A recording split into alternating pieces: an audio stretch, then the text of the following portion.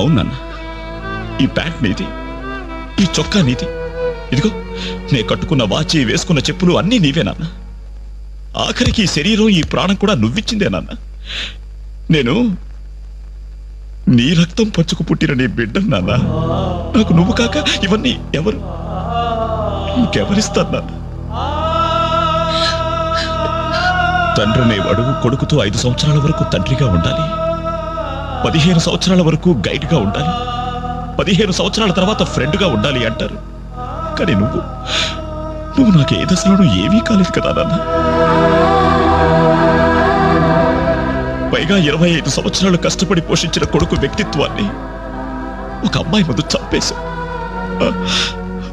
నా పుట్టినరోజు నాడు నాకు గొప్ప బహుమానం ఇచ్చావు నాన్న. జన్మ జన్మలకి మర్చిపోలేని బహుమానం. నా పుట్టినరోజు నాడే చంపేశావు.